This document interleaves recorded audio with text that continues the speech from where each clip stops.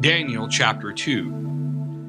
And in the second year of the reign of Nebuchadnezzar, Nebuchadnezzar dreamed dreams wherewith his spirit was troubled, and his sleep broke from him.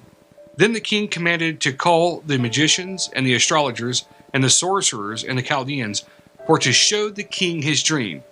So they came and stood before the king, and the king said to them, I have dreamed a dream, and my spirit was troubled to know the dream. Then spoke the Chaldeans to the king in Syriac, O king, live forever. Tell your servants the dream, and we will show the interpretation. The king answered and said to the Chaldeans, the thing is gone from me. If you will not make known to me the dream with the interpretation thereof, you shall be cut in pieces, and your houses shall be made a dunghill. But if you show the dream and the interpretation thereof, you shall receive of me gifts and rewards and great honor. Therefore show me the dream and the interpretation thereof. They answered again and said, let the king tell all his servants the dream, and we will show the interpretation of it. The king answered and said, I know of certainty that you would gain the time, because you see the thing is gone from me. But if you will not make known to me the dream, there is but one decree for you. For you have prepared lying and corrupt words to speak before me, till the time be changed. Therefore tell me the dream, and I shall know that you can show me the interpretation thereof.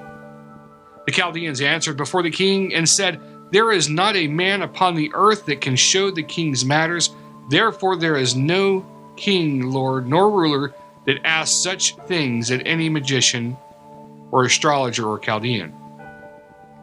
And it is a rare thing that the king requires, and there is no other that can show it before the king, except the gods whose dwelling is not with flesh. For this cause the king was angry and very furious, and commanded to destroy all the wise men of Babylon. And the decree went forth that the wise men should be slain, and they sought Daniel and his fellows to be slain. Then Daniel answered with counsel and wisdom to Arioch, the captain of the king's guard, which was gone forth to slay the wise men of Babylon. He answered and said to Arioch, the king's captain, why is the decree so hasty from the king? Then Arioch made the thing known to Daniel. Then Daniel went in and desired of the king that he would give him time, and that he would show the king the interpretation. Then Daniel went to his house and made the thing known to Hananiah, Mishael, and Azariah, his companions, that they would desire mercies of the God of heaven concerning this secret, that Daniel and his fellows should not perish with the rest of the wise men of Babylon. Then was the secret revealed to Daniel in a night vision. Then Daniel blessed the God of heaven. Daniel answered and said, blessed be the name of God forever and ever. For wisdom and might are his, and he changes the times and the seasons. He removes kings and sets up kings. He gives wisdom to the wise, and knowledge to them that know understanding. He reveals the deep and secret things. He knows what is in the darkness, and the light dwells with him. I thank you and praise you, O you God of my fathers, who has given me wisdom and might, and made known to me now what we desired of you. For you have now made known to us the king's matter. Therefore Daniel went into Arioch, whom the king had ordained to destroy the wise men of Babylon. He went and said thus to him, destroy not the wise men of Babylon. Bring me in before the king, and I will show the king the interpretation. Then Arioch brought in Daniel before the king in haste, and said thus to him, I have found a man of the captives of Judah that will make known to the king the interpretation. The king answered and said to Daniel, whose name was Belteshazzar, are you able to make known to me the dream which I have seen, and the interpretation thereof? Daniel answered in the presence of the king and said, the secret which the king has demanded cannot the wise men, the astrologers, the magicians, the soothsayers, show to the king. But there is a God in heaven that reveals secrets, and makes known to the king Nebuchadnezzar what shall be in the latter days. Your dream and the vision of your head upon your bed are these. As for you, O king, your thoughts came into your mind upon your bed, what should come to pass hereafter. and he that reveals secrets makes known to you what shall come to pass. But as for me, this secret is not revealed to me for any wisdom that I have more than the living, but for their sakes shall make known the interpretation to the king, and that you might know the thoughts of your heart.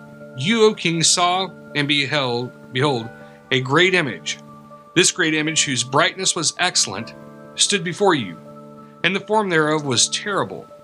This image's head was of fine gold, its breast and arms of silver, its belly and its thighs of brass, its legs of iron, its feet part of iron and part of clay.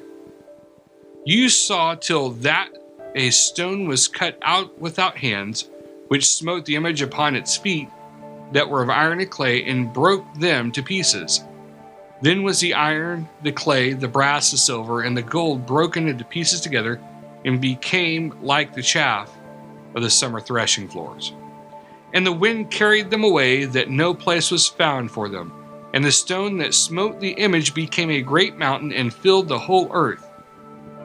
This is a dream, and we will tell the interpretation thereof before the king.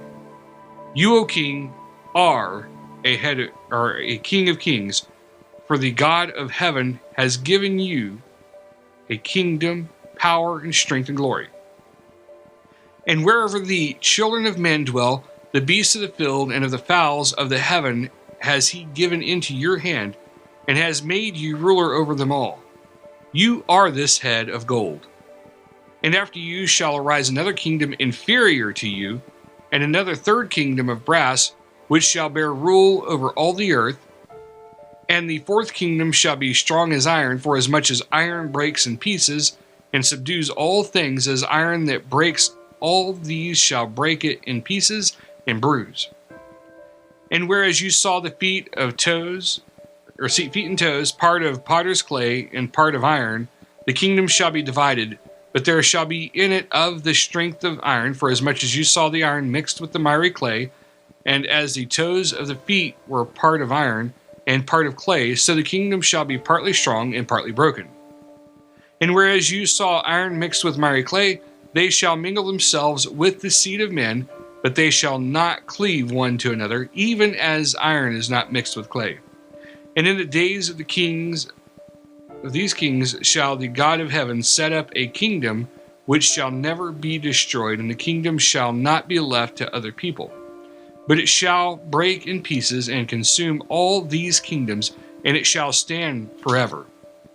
For as much as you saw that the stone was cut out of the mountain without hands, and that it broke in pieces the iron, the brass, the clay, the silver, and the gold, the great God has made known to the king what shall come to pass hereafter.